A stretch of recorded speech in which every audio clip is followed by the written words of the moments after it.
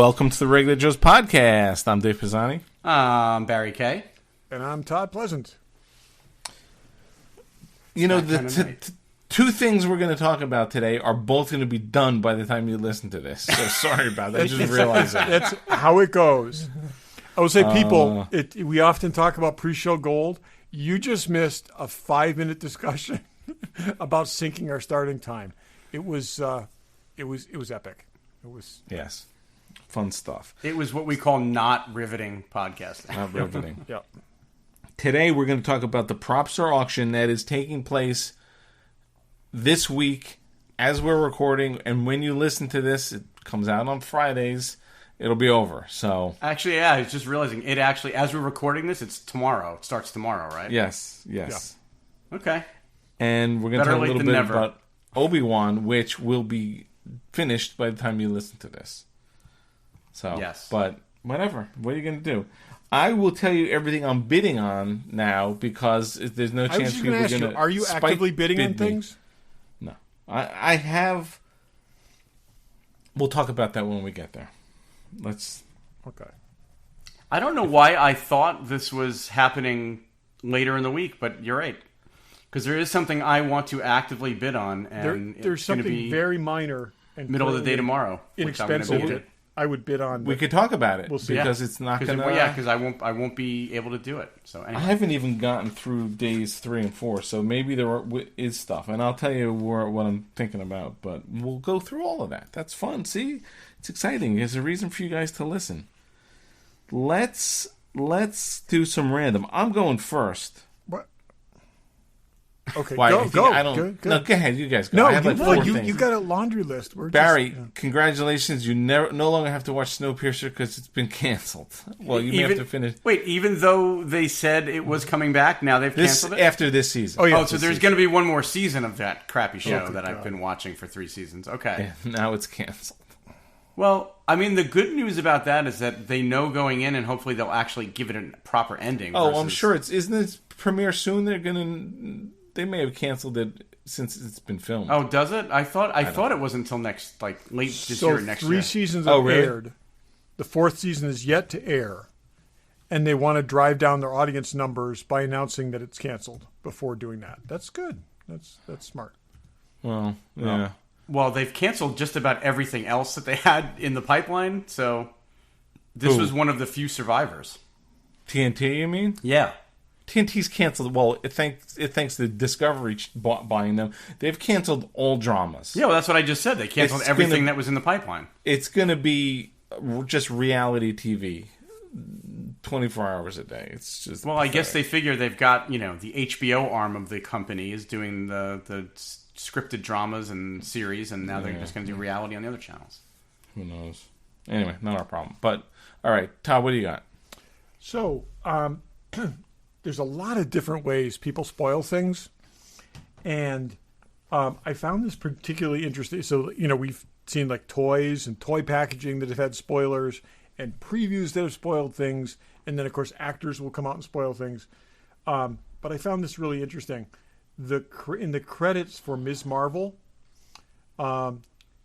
it lists one of the people credited at the very bottom is makeup artist to Miss Steinfeld.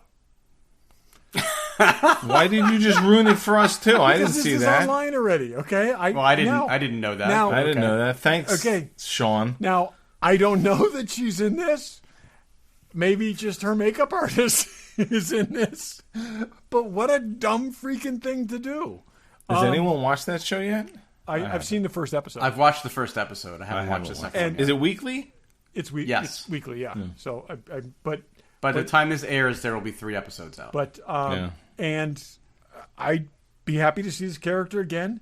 It's just, like I said, the weirdest possible way for that to be spoiled is, like I said, she's not in the credits, but her makeup artist is listed in the credits. That's so weird. So now, maybe there's another Miss Steinfeld. Do you do it if she's on a TV screen, or if she's in a flashback or something? I don't think so. I think she's got to be on screen for that, but that just seems epically dumb when she has not yet appeared. So I guess they use the same credits for every episode. It sounds like that, yeah. Yeah, but, maybe. Yeah. Or they repurposed the credits from They did a cut and paste from Hawkeye, and somebody didn't clean that up. But still, I just found that very funny. And Marvel's continuing to say we will not confirm or deny the presence of any cameos in the show. But I would have thought Brie Larson's in it, but if she is, don't tell me.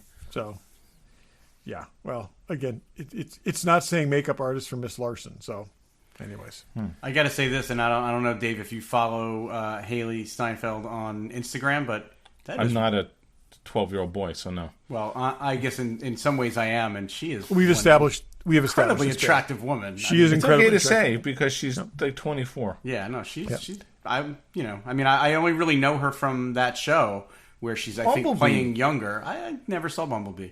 Oh, Bumblebee's good. Did you? She's very attractive. I might have talked about this. Did you guys ever see the fake audition video that she did for? Yeah. It's really funny. Yeah, it's really funny. Yeah. Barry, what do you got? So during Star Wars Celebration, there were actually pictures of, and I think they were even online, of some new Indiana Jones merchandise that they said was coming to Disney parks at some point soon. Turns out coming this weekend, so June 24th, they officially announced today, and it's not only going to be at the parks, it's also going to be in the DisneyShop.com website. Ooh. What is it? I'm going to tell you what they've got. Good. They've got Golden Fertility Idol, looks like full size. They've got a light up Shankara stone, which I'll be honest didn't look great to me, but maybe it looks really great lit up. It wasn't lit up in the picture. They have a crystal skull that if it's life size, and it also lights up. If it's life size, I might actually need it just for the pure joy of it. It'll be a fortune though. It might be, yeah. And then they've got a Grail cup, which also again life size, and the deco on it looked like a weird digital camo pattern, and not so much the cup of a carpenter. There's pictures of these things. Pictures of these things online. They also said coming in the fall, 2 more items: a voodoo doll, an indie voodoo doll, like the one Short Round. Oh, interesting. Had, or the one that the Prince had, the kid. Yeah. And then a headpiece of the Staff of Ra. Interesting. Yeah. So, and they claim that these are 3D scanned from artifacts from the Lucasfilm archives. I'm curious of the price points on that. Yeah, they didn't list them, but this Friday they should be up on Disney Shop. So it's this Friday? Yeah. I'm traveling, but I need that. So is it? You think it's going to be the sort of virtual waiting room? I bet. I bet it is. Yeah. I mean, but if this stuff is also available in the parks, I'm hopeful that it's not like a very small quantity available online. Maybe they'll be more readily available, but we'll see. Interesting. You can hit that site on your phone, by the way, Dave. So. Yeah. True. Well, I was struggling when I was out of the country on that freaking. Oh, that's true. Obi-Wan poster. But I won't be out of the country. Your friend hooked you up for that. Yeah, you did. I would consider Fertility Idol because I don't have a great one. I don't know how good that one is. It looked good, and it looks like it's plated. Does it look plated? The one that I have is supposedly pulled from a cast of an original, but it's not plated. Mine's just painted gold. So I would consider that too. And I would consider Shankara Stone because I don't have one. I have a Grail cup that's pretty good.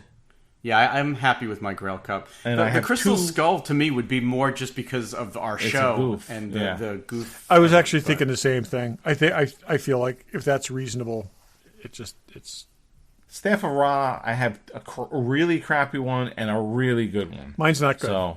So mine's good. I would look at that. We have the same from the same guy. That guy makes really good ones. Yeah. And how about that? I mean, I know this was online, and I think I texted you guys, but how about I've never noticed in the decoration on the headpiece, those little angels from the top of the ark are actually in the headpiece of the Staff of Ra. Yeah, that is cool. That is very cool. That's neat. That's good. That's that's random that I didn't know, which I need to know. Why I wanted to share it with you and our listeners. Great. Okay, David Duchovny. Let's take a vote. Who agrees? David Duchovny is up for more X-Files. Of course he is, because what else is he doing? So I saw that one too, and I was thinking, yeah. Dude, just do something. They just can't do it right. I would rather see him in more Californication than in more X-Files. I'm up for Chris Carter getting a punch in the face. I'd rather have that because he should be ashamed of himself.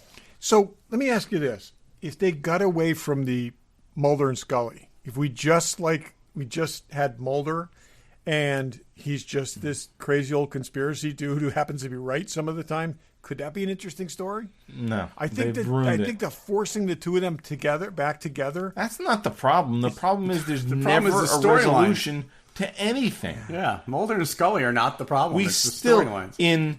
in what a series, 2 movies, and 2 sort of extended series. Never mind the last 2 seasons. We've never gotten any satisfaction of the anything. truth is not out there. They've not proven out there. I have to say I will put X-Files up there as the most ultimately disappointing series ever, more so than Lost.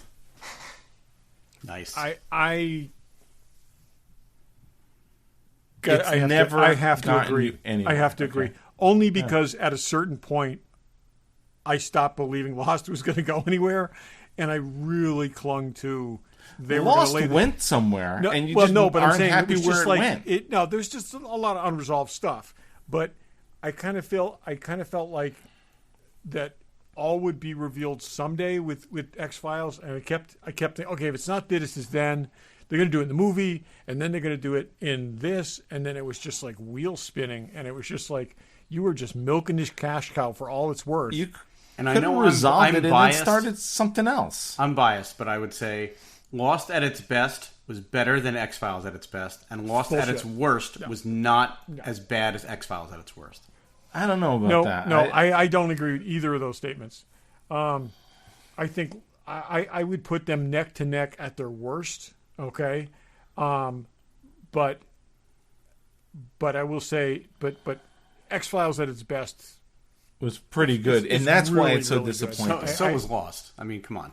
I agree with that. And Lost was a different thing because it had you trying to figure out stuff. X-Files wasn't that. It wasn't like this weekly. So it had a whole. It created a genre as far as I'm concerned. But Lost at its best was set up, okay, and one way or another, they either didn't follow through that. But it was like I said, they did certain things very, very well, but I think there are self-contained bits of X-Files that are very satisfying and stand up today without saying, geez, I wish they'd told us where this was going.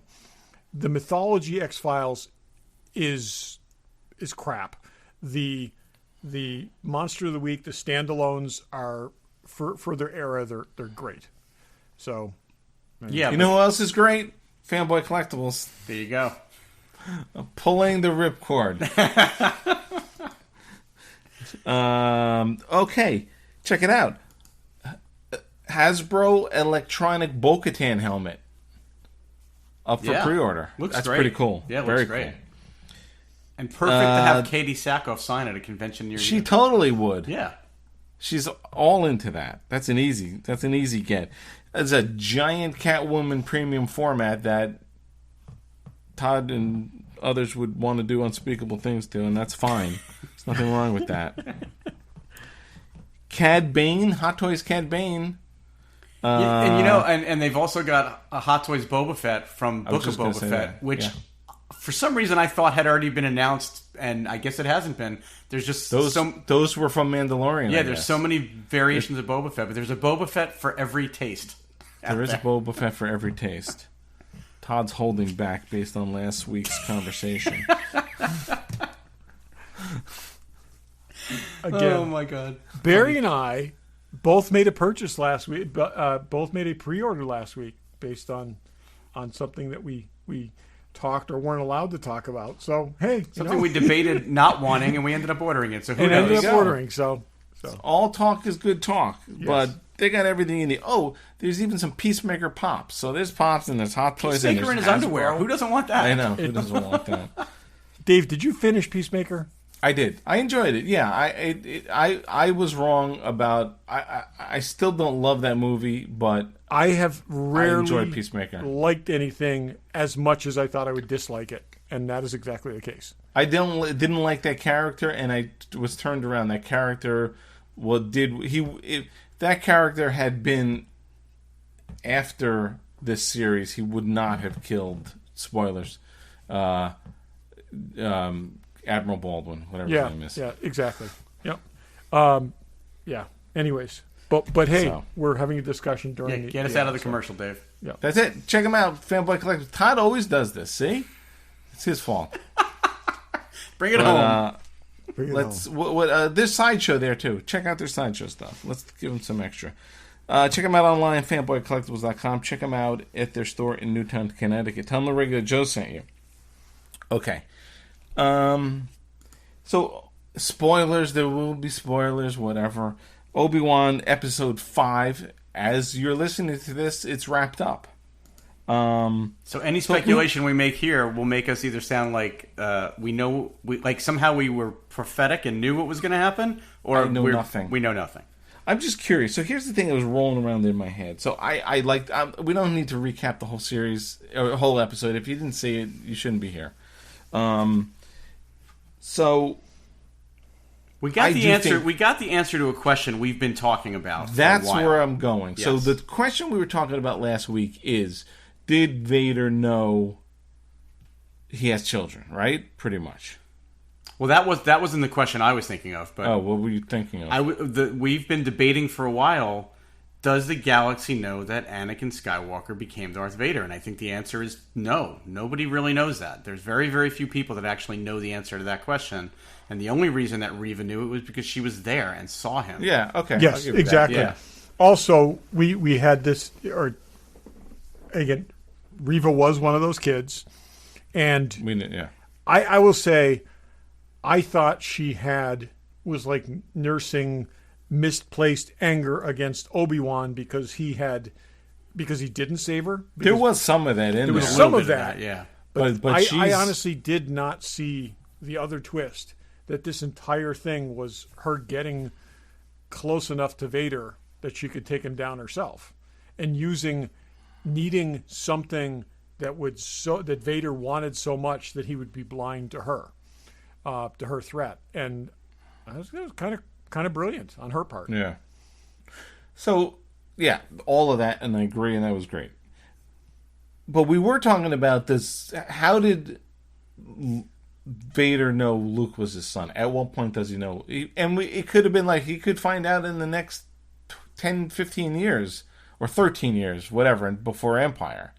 Now, so at the end of this episode, she retrieves Obi-Wan's little communicator that has a message from can we just say Jimmy Smits. Bill Organa.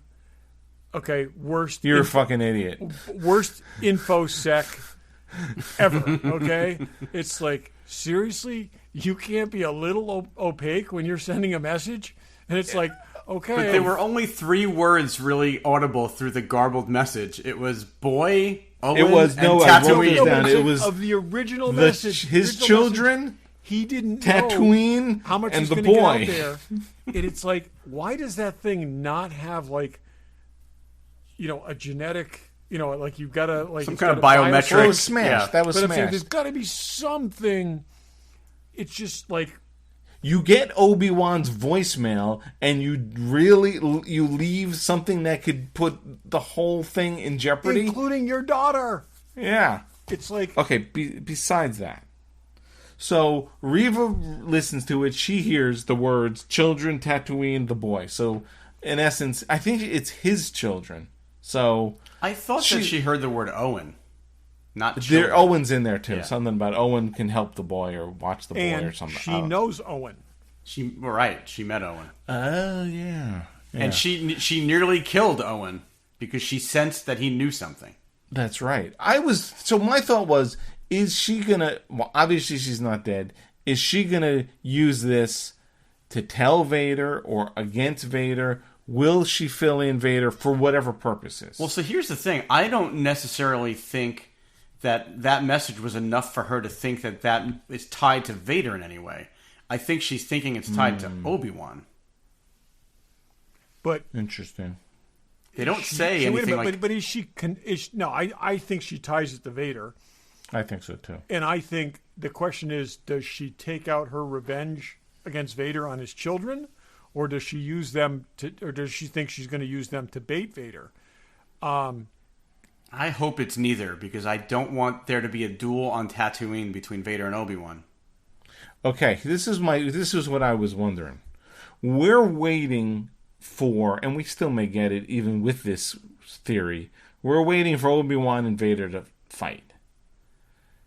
What if or they fight, or at the end of the fight, why do they stop and someone doesn't kill each other? If Vader tells Obi-Wan, you have to look after my kids, kid. Nope. You don't think so? I hope not. No. I hope not. If Vader finds out about the kid, why does he leave him there? What does he want him to do? I don't think Vader finds out about the kid. Vader's never going to find out about the kid. Okay. Then so you think he finds out 10 years from now? I think Vader gets the first sense that he has a kid when he says the Force is strong with this one, as Luke is about to blow up the Death Star. We know there's Force wielders out there. I think they capture a crapload of rebels, torture the shit out of them until somebody says Luke Skywalker, and then bing, it's like once he hears Skywalker, he starts putting pieces together. Force is strong, kid named Skywalker, that's my kid, and then traces it backwards. Then what does Reva do with this info? And maybe Reva goes to attempt to do something, but never gets the chance to actually pull the trigger, or maybe she gets stopped before Obi-Wan's got to take her out, don't you think? Obi-Wan's going to take her out? No. I don't even know how she survived Vader impaling her. She's going to sacrifice herself to save Obi-Wan, because she is going to think that the only thing more powerful than Darth Vader is Darth Vader with those children. Yeah, I mean, I'm curious as hell to see how it plays out. I've enjoyed the hell out of this. There's got to be something that keeps. There's got to be something that keeps the two, as Dave said, the two of them from having that climactic battle that doesn't occur. Okay, honestly, yeah, like it can't be on Tatooine. At this point in time, Vader could be seriously wounded. Okay, I mean, she could he's got, he could be majorly damaged again. But I would like to think that Vader does not go back to Tatooine. So I agree with that. But I'm also wondering, you saw how Vader was with him. Like, she couldn't... I didn't love that he used all the Force powers to stop her from doing anything. I mean, what's to stop him from doing that to Obi-Wan? Well, he was toying with her. Why he didn't kill her, though, that's the part I just don't understand. Why did he leave her alive? She left her to die in the gutter, yeah, exactly. And I think but he should know more than anybody that doesn't always happen. Exactly. Well, I also think, Barry, that was meant to be a little ironic thing, where Maybe. Basically he was left behind to die, and now it's like, hey, here, so.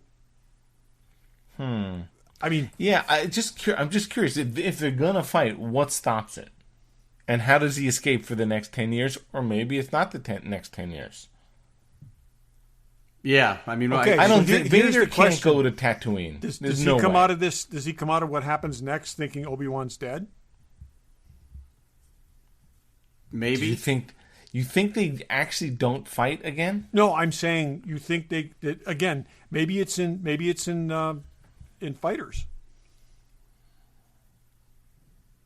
Maybe no. There's got to be a climactic duel. There has to be. Obi-Wan's getting stronger and stronger. He's got I don't know. So maybe, okay, the kid thing, maybe, I see where you're going. I was wondering, is there, some sign of humanity in him that's you got to watch the boy? No, I think there's too much greed and power hunger in Vader, that if he knew he had a child who he could raise to be his... That's what I'm saying. Does he have a second of humanity? It's keep the kid away from me. No, because if that was the case, then why would Owen be so protective of keeping Luke on the farm? Also, if that were the case, Obi-Wan would have to be more upfront with Luke than he is. If Vader knows Luke exists, you don't let Luke wander into Vader's den. Okay? No. I think...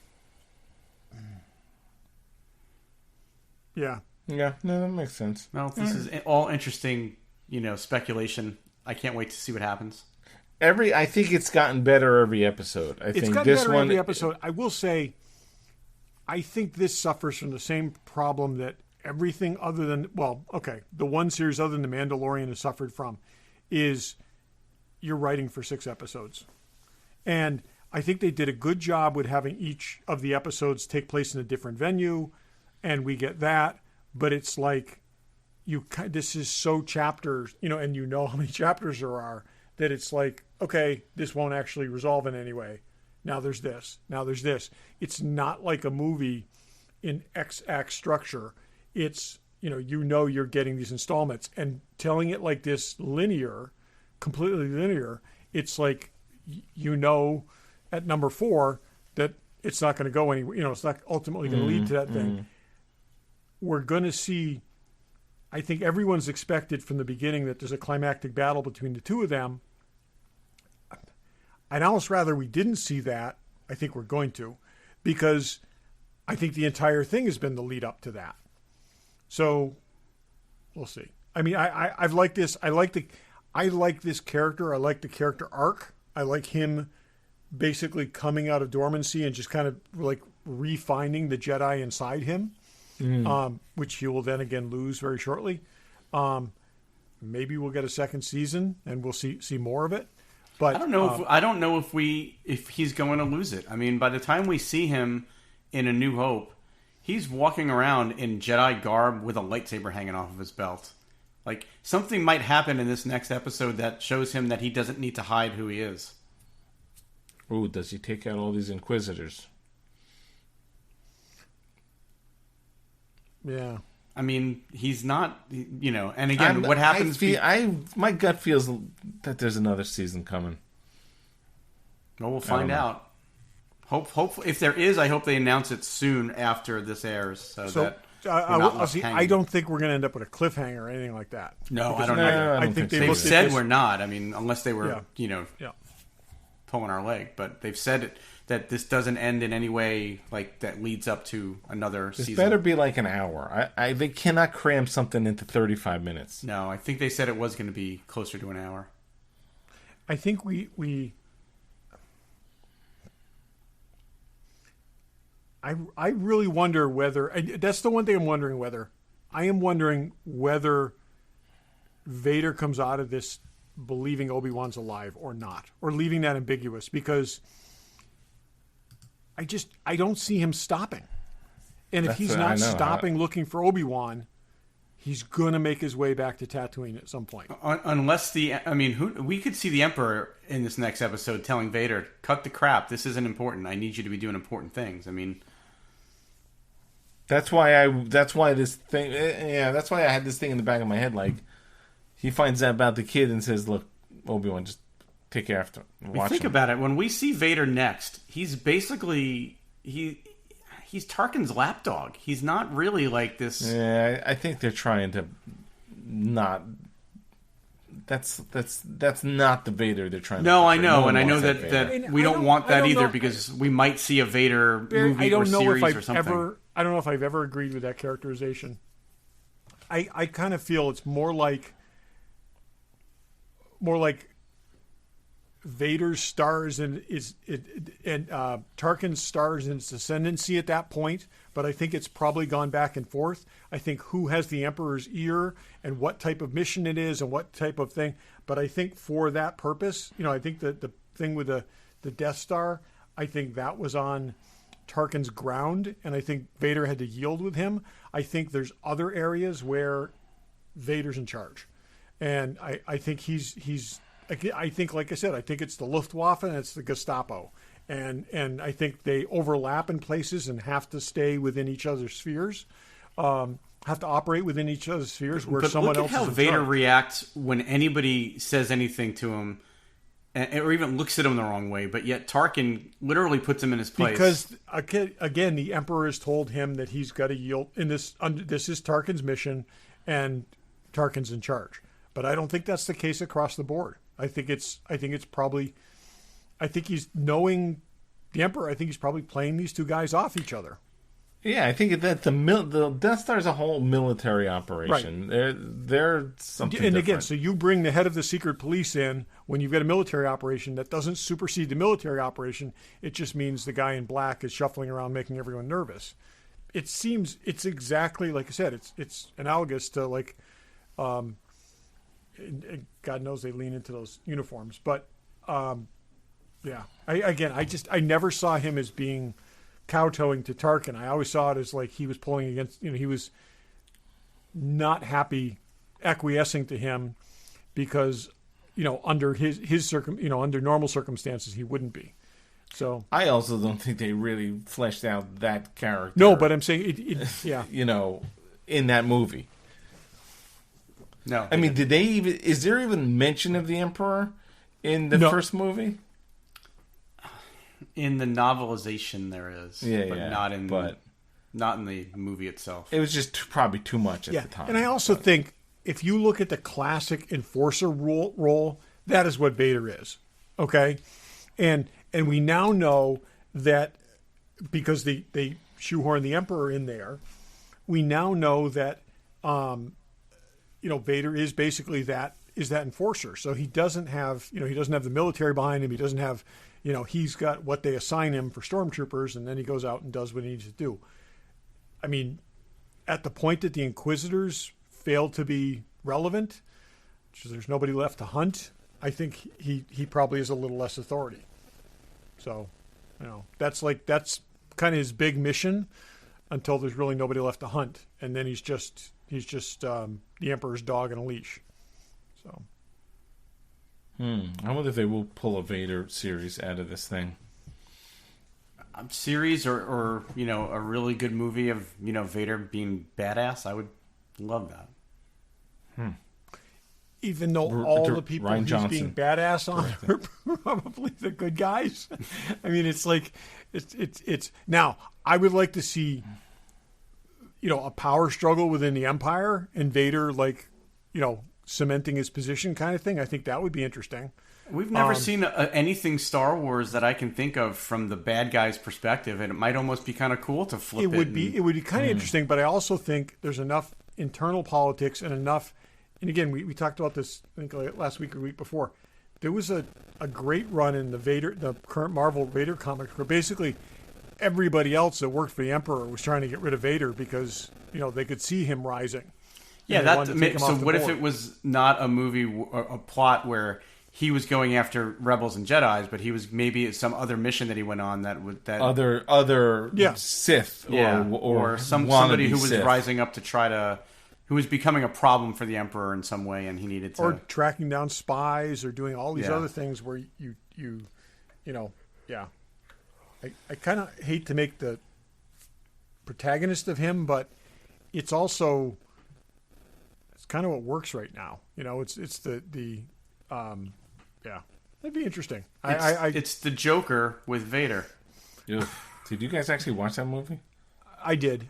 I don't think it's the Joker with Vader. I think it's more like all of these anti-hero shows like The Sopranos and Peaky Blinders and things like this where Godfather.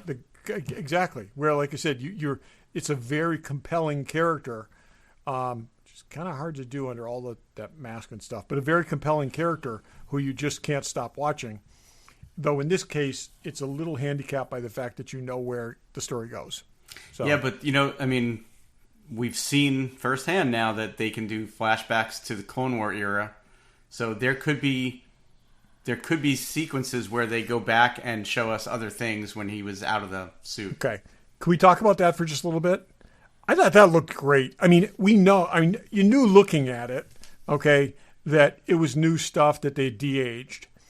But a little bit of a wig issue. Well, on the face though, because I'm not necessarily sure those were either of their bodies, but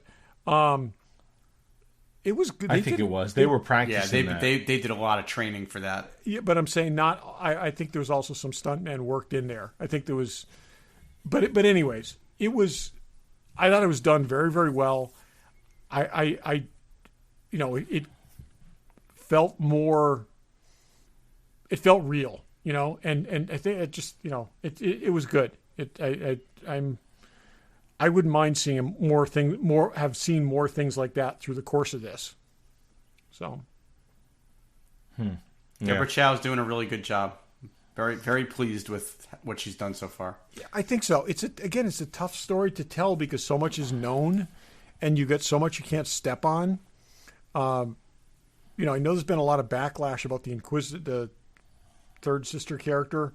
A lot of people just don't like her because people are stupid. That's all. But Racist I also feel stupid. she was also pretty wooden and pretty, it's like, but also, That's it kind of all makes sense now because she's got to constantly be suppressing what she's actually thinking as she's around all these force sensitive people because she's basically keeping this layer of rage hidden and what she would like to ultimately her plan is to get close enough, do whatever she has to do to get close enough to Vader to take him out. And I thought that was a good twist. I really did. And I think Obi-Wan was probably the only one who could sense that because he's got, because of his force's light side, and I think he could sense that in her.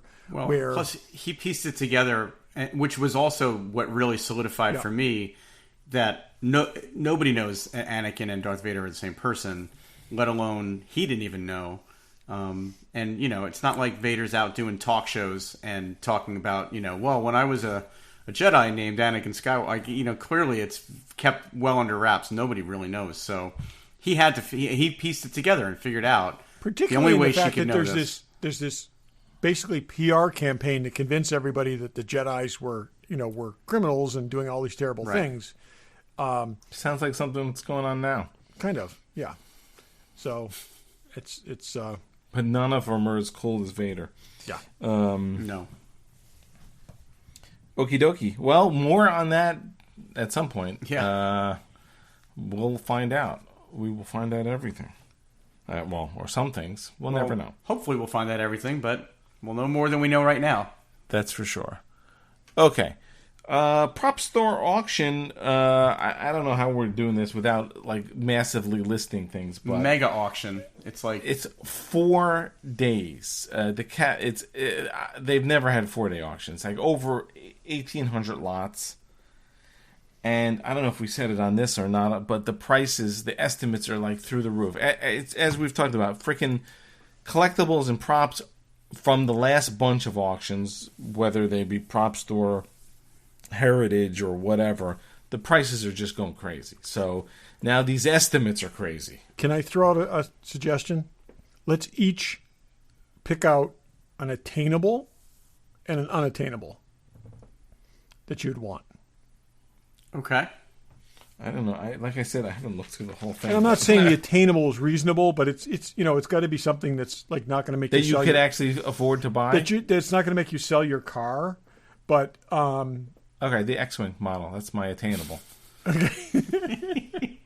I don't know what kind of car you have, Dave, but yeah, I just ordered that Bugatti, handmade. It's $2 million.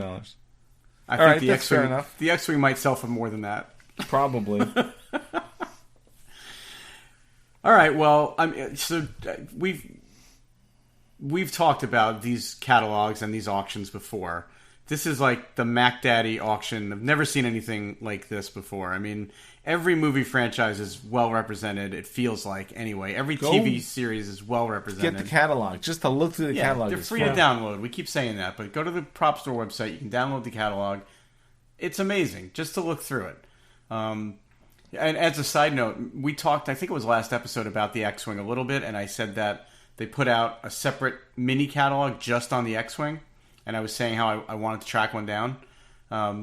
Good friend of the show and longtime listener, our friend Eben, is actually sending me that catalog. Oh, that's awesome. Yeah. Oh, really? Yeah, he had that's an awesome. extra. He sent me a video clip of him flipping through it, and he said he's going to send it to me. So thank you again, Eben. I know I've thanked you already, but thank you. There's just some incredible stuff in here. So where do you want to start?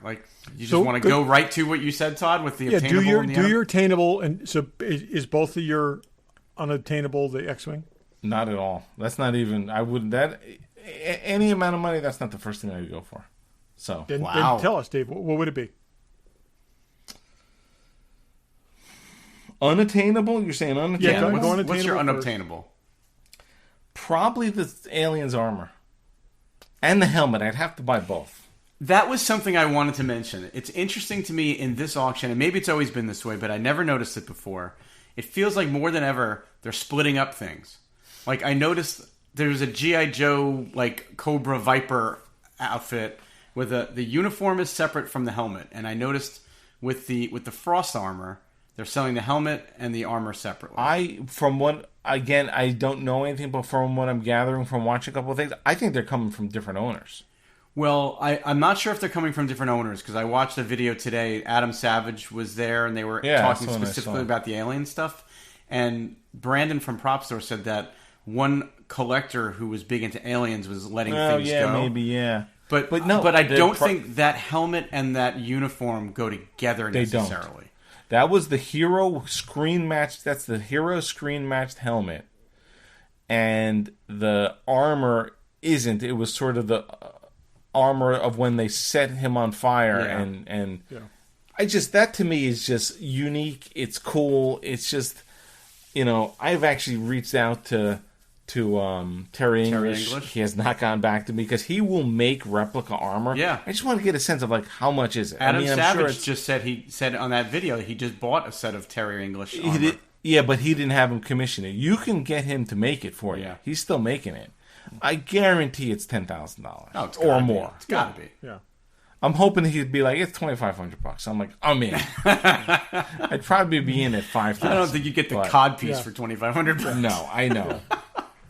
But I mean, to me, I don't know. That to me, there's a lot of stuff here, but that to me is something that, and I'm not a costume guy, even though we have some costumes, but yeah, there's just a finite amount of that.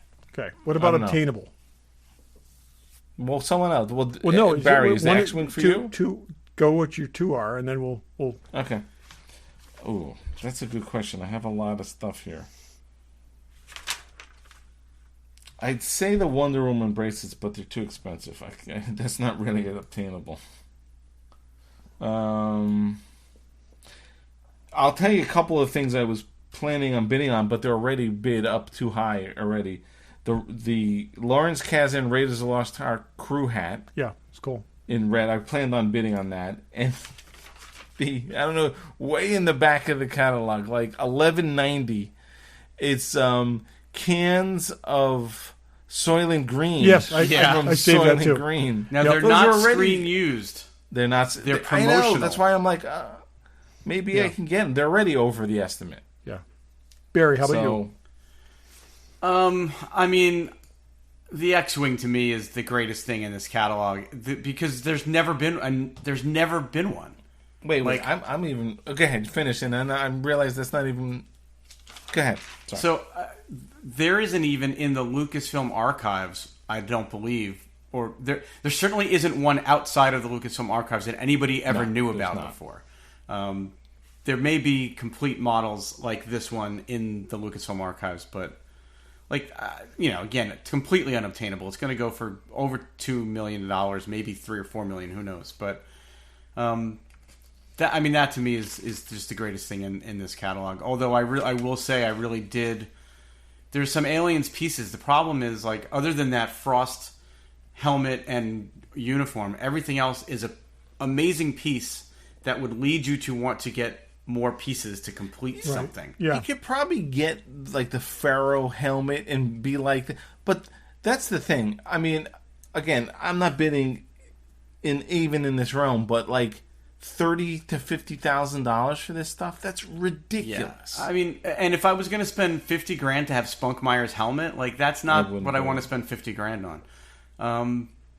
Yeah, I mean I hard for me to go to anything other than the X-Wing as my unobtainable, but the Cantina band member head and hands. Yeah. Yep. Again, I'm not a mask collector, but that's so iconic.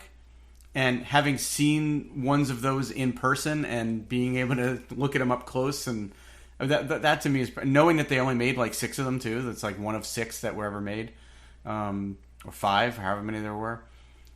Those to me are probably my 2 favorites.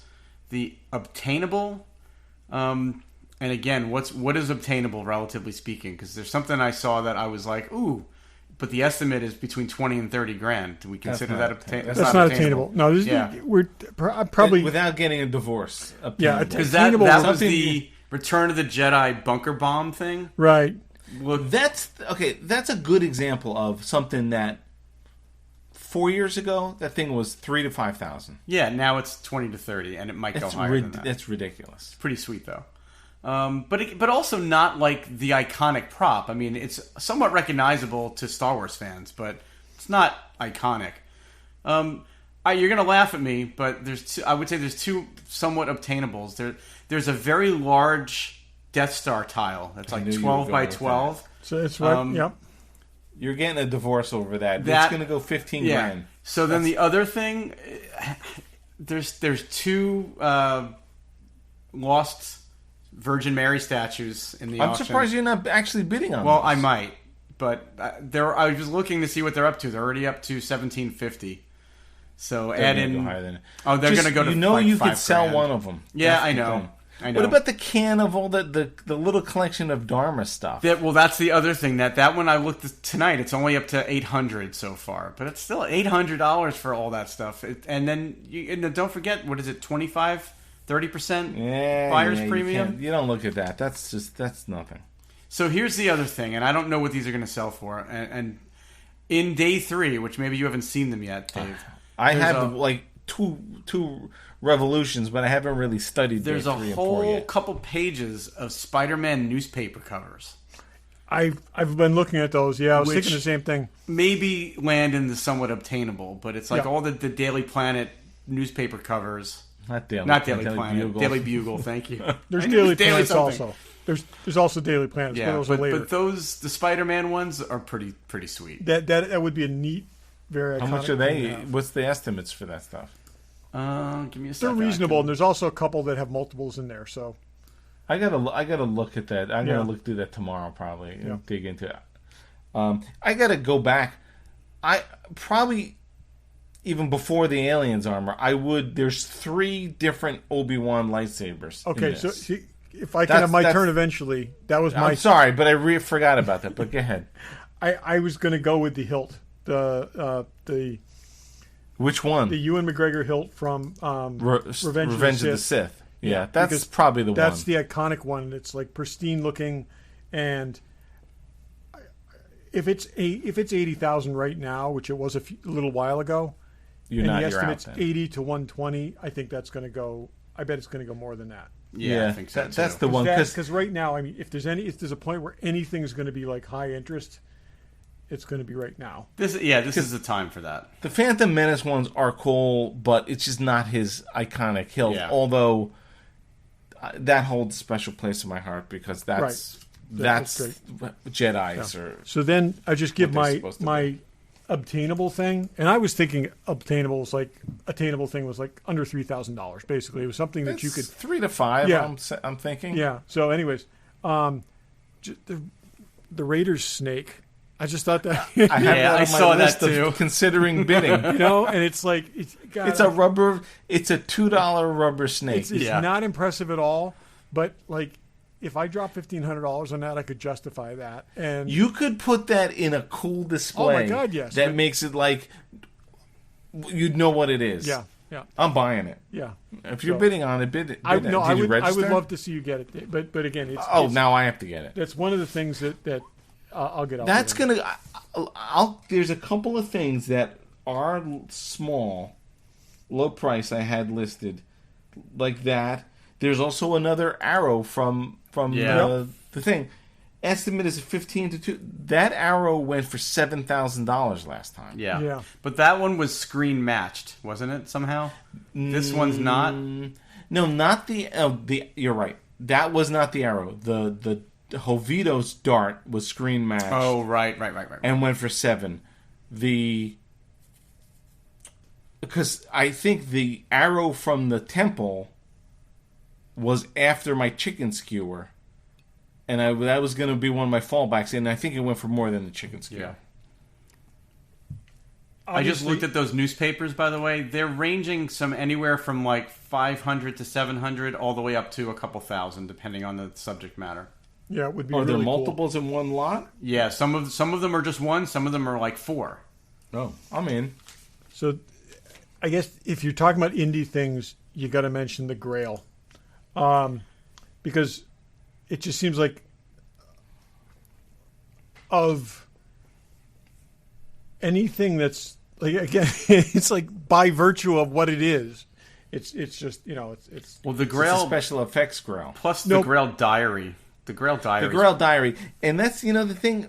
Part of me, this Grail Diary is clearly different than other Grail Diaries, and I think there was a lot of different ones. And also leads me to believe, like, after seeing that thing with Adam Savage, like, they made a lot of these things, and they're all very different. So, I'm like, well, and what was interesting in that Adam Savage video is that they mentioned the black covered one, which we've actually seen in person. Yes. Yep. Which is different. So that was pretty cool. I'm wondering at this point, do they even know replicas are not real, that there's so many different ones out there? Well, the other thing is if they made, they made ones, I would bet that there's multiple ones that were used for the different close-ups, for the different things that they showed.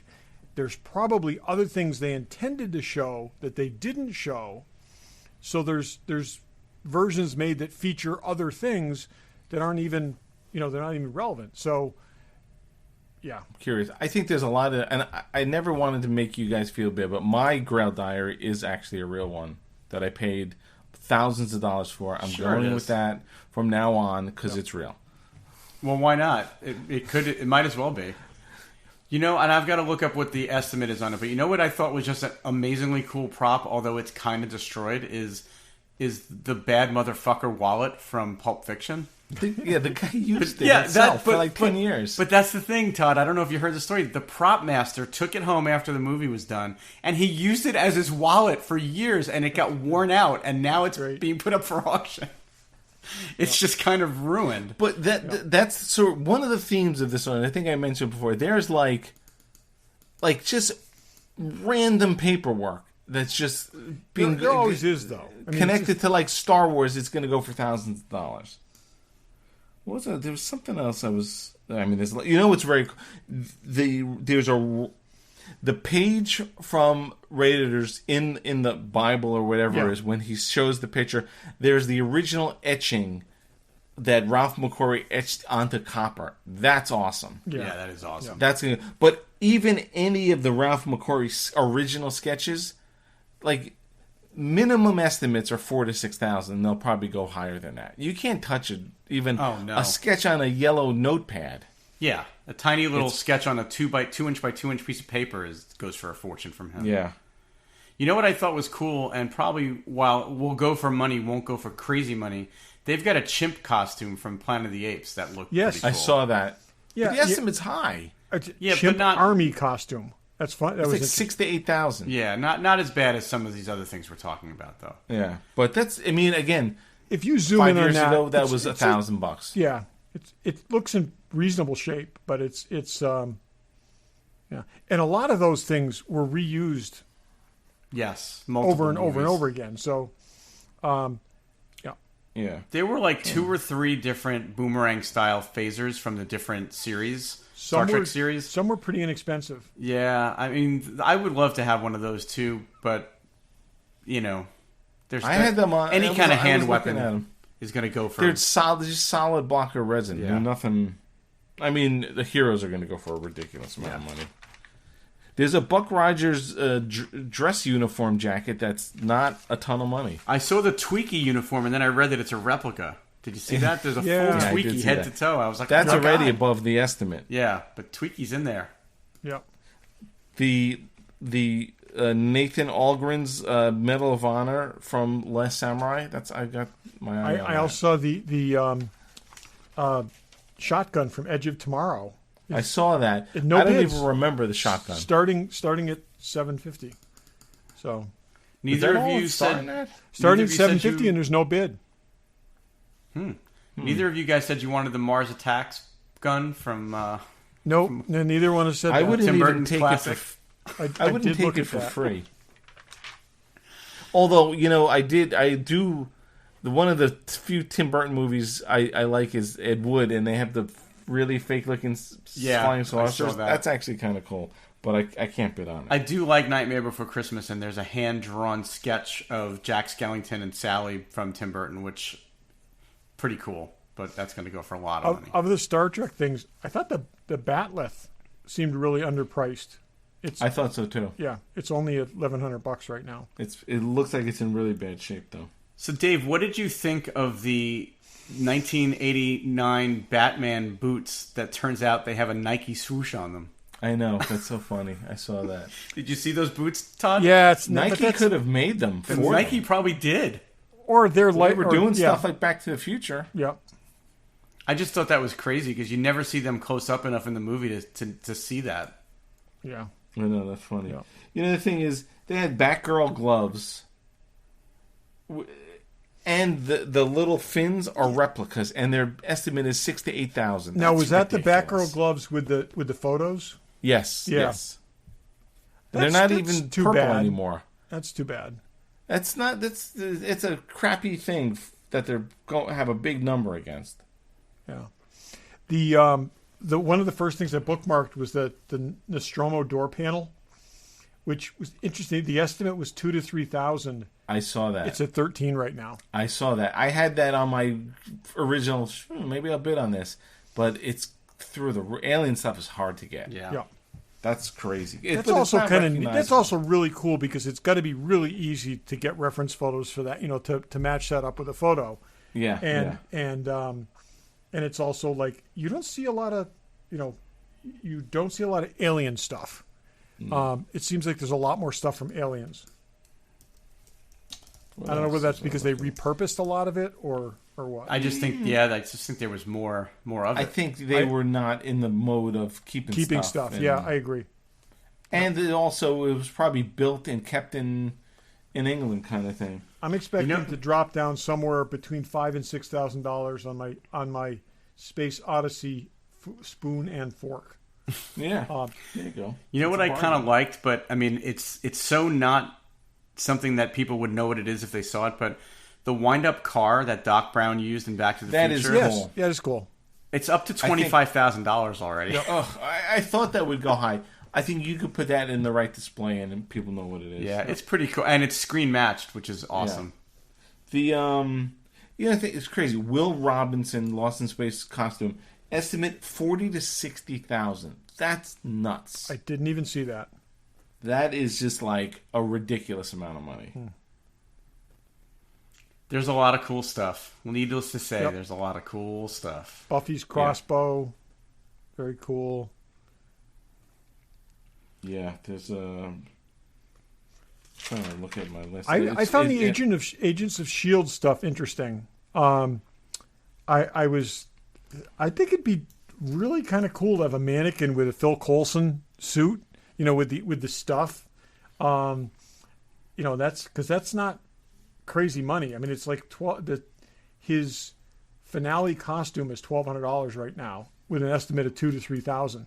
But I think on a mannequin with the whole suit, the shoes, the sunglasses, the phone, the watch, and the badge, and the ID card, I just think that'd be kind of cool. There's also a separate lot just for his badge, right? There is, yeah. That's when I just we should have bid on that Agent Carter stuff that you could have got for hundreds of dollars. I know. Yeah, stupid. Now stuff is Daisy's just costume is also there too. Her early costume is there too. We could share that. Yeah, $1,500. Yeah. There's probably DNA in that. So sick bastards.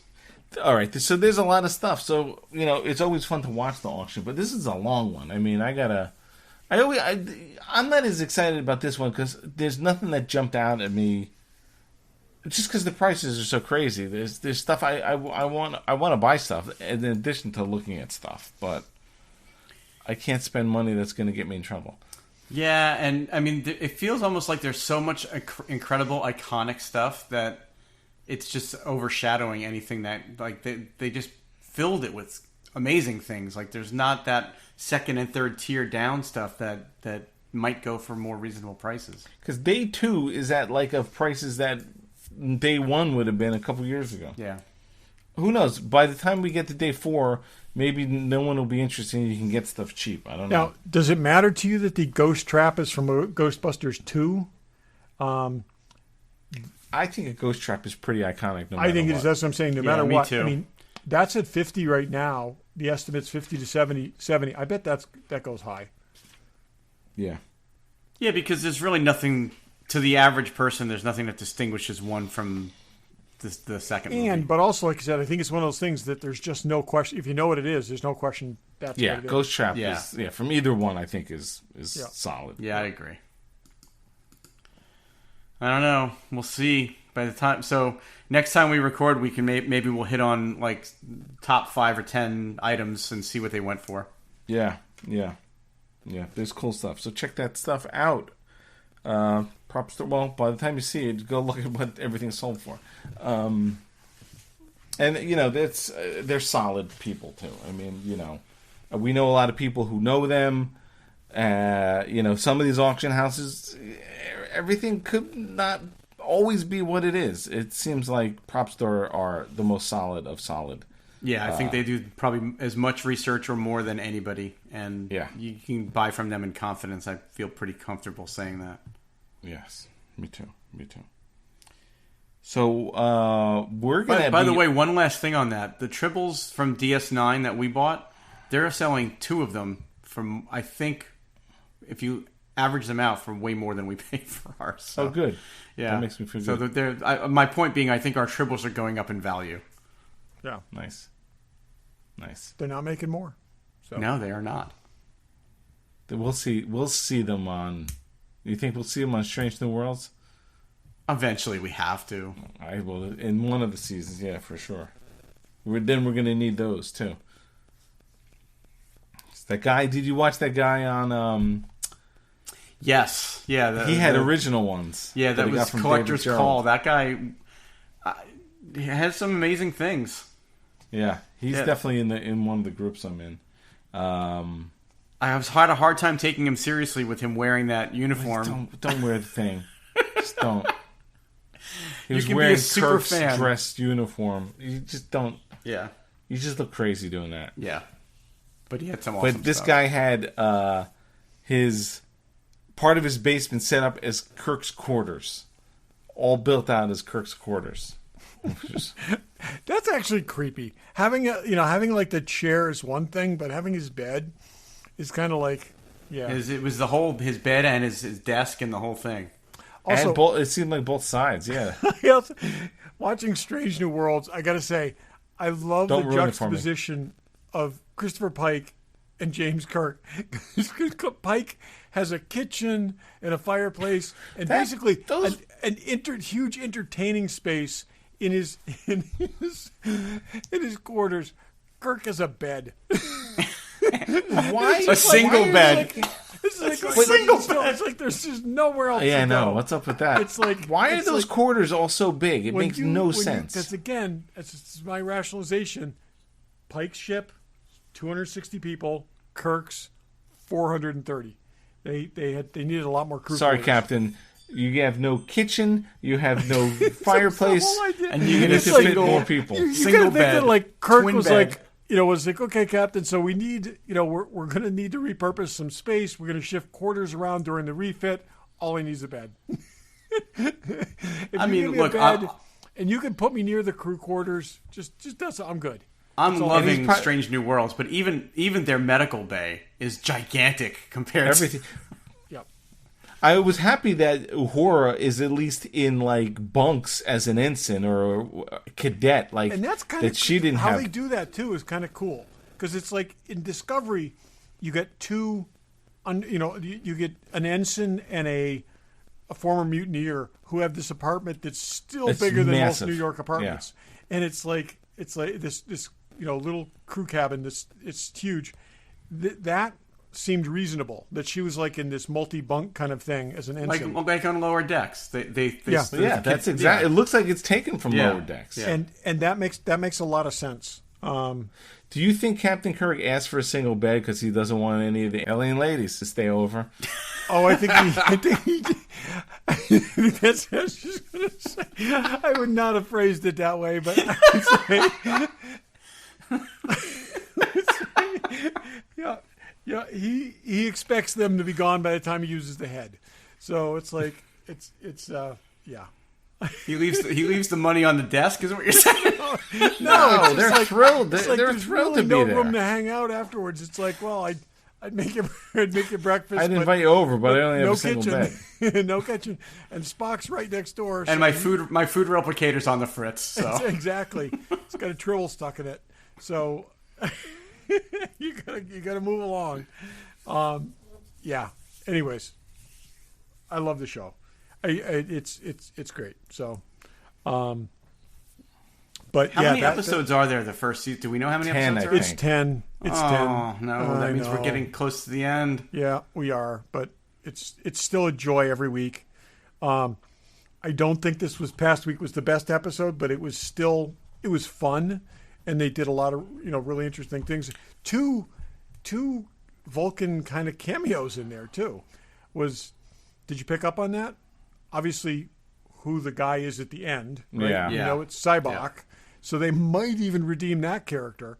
But the other guy with her coworker, T'Pring's coworker, that's the dude she kicks Spock to the curb. Oh, Stan. Yeah. I did see that. Yeah. So that's interesting. Yeah. So he's got 2 moments in history now.